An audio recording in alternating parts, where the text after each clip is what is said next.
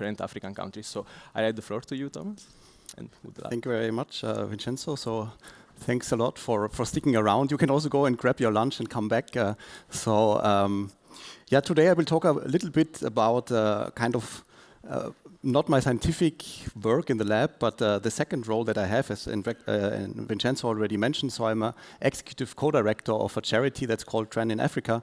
And what I will try in the next 15 minutes, just to give you a flavor of what we are trying to achieve with this NGO and other initiatives to promote genome editing research in an African context.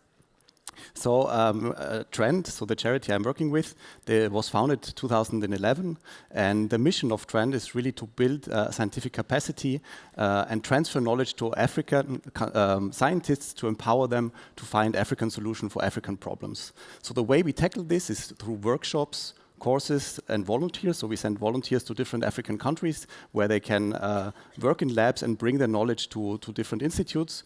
We organize workshops that usually last between 1 and 2 weeks, where we train scientists in specific techniques, and we also organize outreach events. So just a few numbers. If you look what we have been doing in the last 10 years, we trained roughly 900 alumni in our courses. We reached more than 10,000 people in our outreach events, and we have 56 partner universities on the African continents. Here you see a map in where we have been active, in which countries. So you see there is a slight bias towards Nigeria, Kenya, so these countries that have lots of science infrastructure. They are very active, and we have lots of courses there. And what I want to draw your attention to is that while our focus initially was on neuroscience development and neuroscience techniques, recently in 2016 we started a program on genome editing. So this program I have been heading, and over the years we run courses in different partner universities. So we started in Kenya at an Institute for Insect Chemical Ecology, so ISIPE, and then we moved to the University of Ghana, to Zimbabwe, and this year we have a course in South Africa. So we try to get a kind of broad representation of different partner universities and run courses at these locations. So what do we do there? So at the beginning, when we did the first courses, we were very ambitious. We thought we can go there, we can train people in how to generate transgenic animals and use then animal models in their research. But slowly we had to realize that we have to kind of calm down a little bit and lower our expectations. So we now have a module where we teach scientists in basic molecular biology. So we show them how to do basic manipulations of plasmids and basic cloning technologies. Then we give them a history of genome engineering. We show and discuss how reagents are prepared and delivered in different model systems. And then also we try to show them how you can evaluate genome engineering events in the kind of model system that you are particularly working with. So over the years, through these activities, through these courses, we trained roughly 80 African scientists. Also with our courses, we usually bring equipment and reagents to our partner locations. And of course, our aim of these activities is also to build a network of scientists on site. But why do we think that genome editing is important? And I think, or we are convinced that genome engineering is really one of the tools that African scientists should have at hand to tackle the big problems that exist on the African continent. And the most important one is food security. So here is a world map where you can see like which countries are most affected by food insecurity, and you see that Africa is highly overrepresented there, with more than 400,000 people dying every year of hunger. And a second aspect that we already heard about in the context of HIV and sickle cell disease, that also in public health and in disease load, Africa is highly overrepresented. Here, I'm just showing you the example of malaria, where globally there is more than 600,000 people that die of malaria, and 400,000 of these are located in Africa. So there's these two big challenges that we think that can be addressed using genome engineering technology.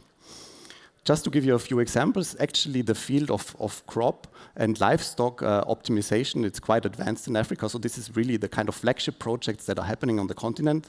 So there's projects that try to enhance crop resistance against some pathogens, to apply genome engineering to improve the nutritional content, so to increase micronutrients in these plants, and also to increase productivity.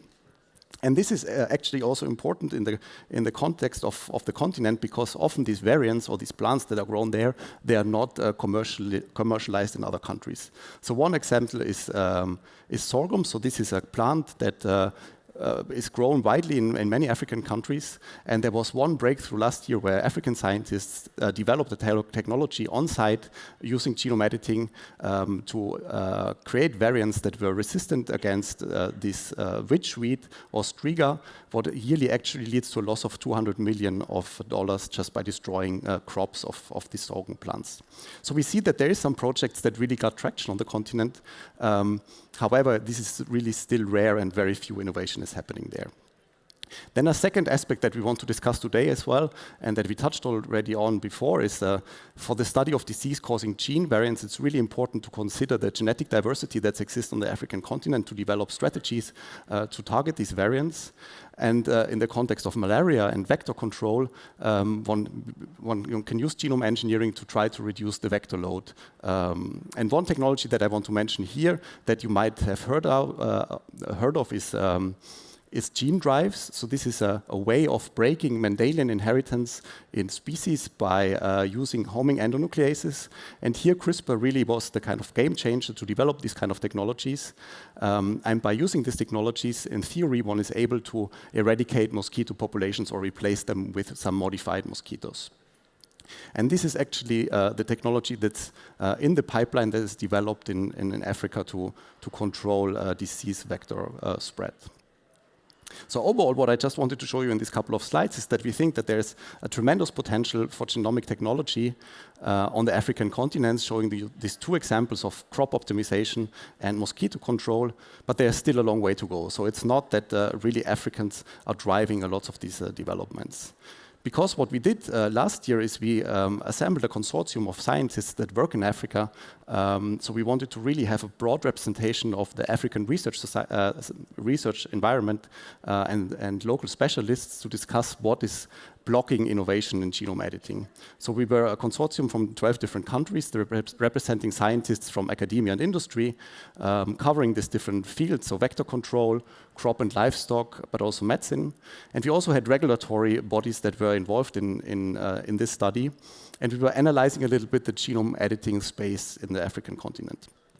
And what is kind of amazing, if you look at the number of CRISPR patents, and I think Franziska will talk about this later a little bit in our panel discussion, since its discovery, there has been an exponential growth of patents using CRISPR technology. However, if we look at the distribution of these patents, what is maybe not so surprising is if you go through the years, they're accumulating in a few countries where this innovation is happening, but in Africa, where there's basically a wide map. So there's very few patents that really come from African countries. And here just the numbers, so you can really see that while in the rest of the world there's this exponential growth of patents, in Africa, overall there's maybe 30 that come really from local innovations. This is not only reflected in patents, but also in the number of publications that use genome editing. So this is just a PubMed search where we look for genome editing, genome engineering, or CRISPR.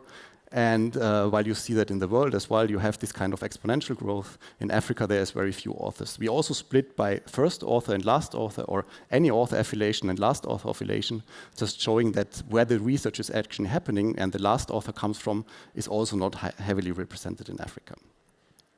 So what are the roadblocks? Why is this happening? So do we have this technology that's relatively simple in theory, but why is this not adapted in the continent?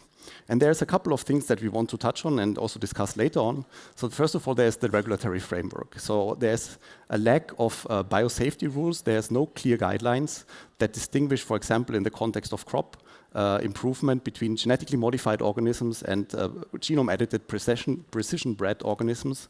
And you see here on the map that different African countries have different regulations. And this is also a topic that's now in the news again in Europe, because also Europe is discussing if they should adapt their genome editing guidelines or how to handle this type of modified organisms.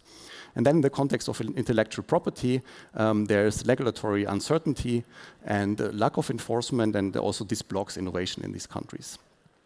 Then apart from this regulatory framework, of course, we have like a general lack of development of molecular biology lab infrastructure, so it's very difficult to do this type of experiments. What we heard about now in these last 2 days was kind of driving amazing science in all of your labs, but actually in many environments in these countries, we lack just the basic infrastructure to do these experiments. There's supply chain issues, so it's difficult to get these reagents, and there's a lack of research investment. And then there's also mistrust. So this was something that was mentioned also during the last days. So there are ethical concerns. There's fear of unintended consequences and lack of transparency. And often if these technologies are developed outside, but not with local scientists, it's very difficult to adapt these in the local communities. So what is the solution? So we are convinced that the solution is just to train people. So it all goes back to education. You have to train scientists so that they know about the technology. You have to train communicators that they can communicate to the local communities, but also the regulators that then get these dossiers and have to evaluate the biosafety consequences or the regulatory implementations. They also have to know about the technology. And if this human resource or these human resources are not in place, basically it blocks the whole value chain that is not created in these countries. So how can we do this? So I mentioned before that with this NGO trend in Africa, we have this genome editing program, and we see that there's hundreds of applicants that usually want to come to our courses. So what we decided last year is that we now started an association that specifically focused on training scientists in genetic research. So we have this association that's called Gene for All. Our homepage went online last week, so it's still, it's early days, but please check it out, take a look. And the mission of this association is that we really want to drive democratization of genome engineering technologies. So we are a team of scientists, policymakers. We try to have broad representation from African scientists as well. We work closely with AutoNEPAD, so this is the African Union Development Agency, because in their Agenda 2030 for the development of Africa, they also mention that genome editing is one of the areas where they want to invest in. So what we try to do is we want really to build a network of international partnerships. So ideally, we want to gain partners in Europe that also help us to establish research hubs in Africa with a certain expertise in a certain area where we then know that there's knowledge transfer to the site to help building local capacity. So we want to help local scientists to really develop local solutions, as this was nicely shown for this case in sorghum, where then there's a local variety of this plant that can be modified for the purposes that are necessary on site. And overall, so we hope to really build an enabling ecosystem to cover the whole value chain to allow not only academic research, but also partnerships with industry and other players. So just one case study where we started to do this is at WACMIC. So this is a West African Center for Genetic Medicine. It was founded in 2019. It's a very research-intensive environment, so they have funding from the World Bank. But they try to bridge a major skill gap that's existing in Ghana, so there's a lack of health professionals in the area of genetics medicine. So people just lack the education to interpret genetic data there. So they set up a master in genetic counseling, so this is now starting this year for the first time, to really train scientists in genetics to be able to interpret patient data that is generated on site.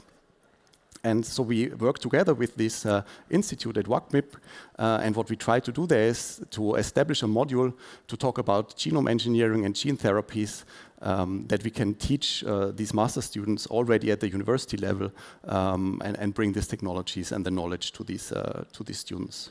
So we hope by using this model and collaboration with the university, we get sustainability and impact in our actions.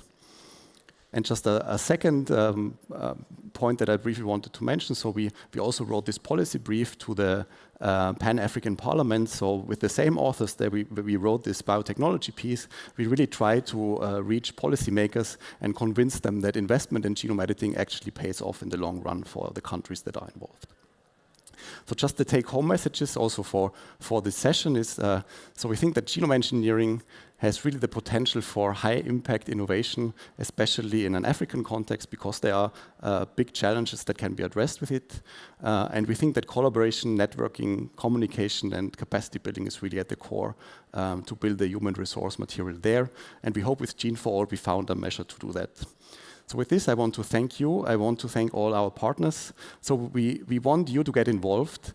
So please get in touch. You can screen the QR code. So this will lead you to a little contact formula where you can just write that you are interested. We will try to get back to you, and then we can discuss projects that we could develop together. So we look for partners, volunteers, sponsors. Of course, if you have too much money, we are happy to take it and try to invest it in these initiatives. And with this, I thank you for your attention, and I'm looking forward to our discussion. Thank you.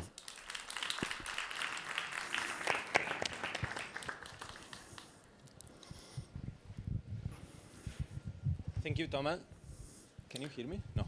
Thank you. So we have time for a couple of questions.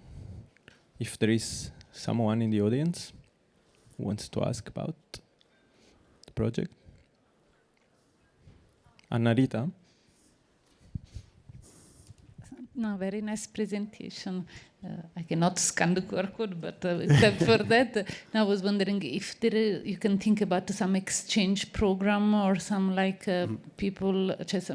We need to find some funding for sure, but having like people train in the lab in Europe and in US. I don't know. Is this something you can think of? Or what do you need for that funding, I guess? Yeah, so I mean, of course we would welcome if the European labs that that want to host scientists and train them. Often then it's challenging to bring this knowledge back into the environments where they come from, right? So there should not be like too much frustration if then you come to an European research environment and you go back. I think that's also a problem of the brain drain. Often when you train scientists there, the first step is to leave the country and go elsewhere. So I think for a more sustainable model, this must be combined with like some project grants that they can then locally implement this knowledge as well and build infrastructure there. So I could see that one model would be to get funding to go to Europe, train there, but then also get a seed grant to bring the knowledge back and start a project locally. Yeah, thank you. I have a question. My question is if you included in your projects also computational programs, because for other low to middle income countries, or those that used to be, I think of China, for example, this kind of field can really work very well. And I also know that in the genome editing field there is quite a need of developing new computational methods. So, and also the infrastructure is easier to build rather than a whole research center. Yeah, that's a good point. So definitely, there's the entrance barrier is much lower. So with Trend, we have a program in computational biology and machine learning, and this is very successful because there you have not this kind of requirement of a lab environment and infrastructure. So I think there's a computational component that's relatively easy to implement, but in the long run, you also want to empower people to then analyze the data that they generate and the functional variants that they identify, right? So there's a lot of investment into sequencing in Africa, and Segun will talk about this, that you sequence African genomes. But ideally, people then also can use the data locally and investigate what's the consequence of this diversity. Thank you. Thank you. Yeah. Okay, thank you. I really appreciate what you do. Training the scientists is quite good. I agree.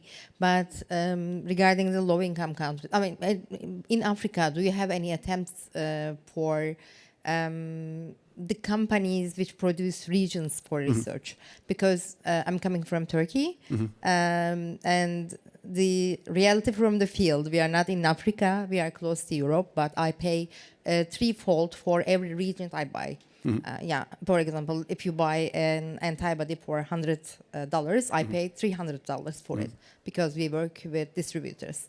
So in Africa, I think if there's no support on this, the educating scientists about genome editing would only increase their desperateness. Because you don't have money to make research, you have ideas, you know you can do it, but you can't. Yeah. So, I mean, that's a very important point, and supply chains is an issue there. So it's similar as you described for Turkey, so that usually there are middlemen, and then, you know, you purchase and you pay prices that are higher than you pay in Europe. So especially in the context of genome editing, what we could set up, we have a partner that's developing local manufacturing capacity. So then, you know, especially for these training courses, they can express Cas9 protein. So we can have locally produced protein that's then distributed within the network locally. So we don't depend on international providers. And I think for these training courses, this is not an issue. Then for the research itself, it's definitely something that one has to consider how to supply these reagents and make it independent from international supply chains. It's something that we are discussing, and we are very aware of that, and it's definitely a challenge to tackle. Great initiative. I was also thinking a bit about HIV research and maybe the lessons learned from that. You know, there's many lessons from that that could be also applicable to this, I think. Maybe one is also, also involving governments, which I think is crucial also for, you know, to make it sustainable. Are you doing that, or how are you looking at that? I mean, that's why we partnered up with Auer. So because this is actually the kind of organ that unifies, or that's kind of representing African countries. And by having a direct link to them and their genome editing coordinators, we hope to get government support for the actions that we do. Because in the end, it's important, especially in the kind of global context and the developments that are happening at the moment, to get local governments involved and seeing the value of this, that they can support it locally as well. That's definitely an important point.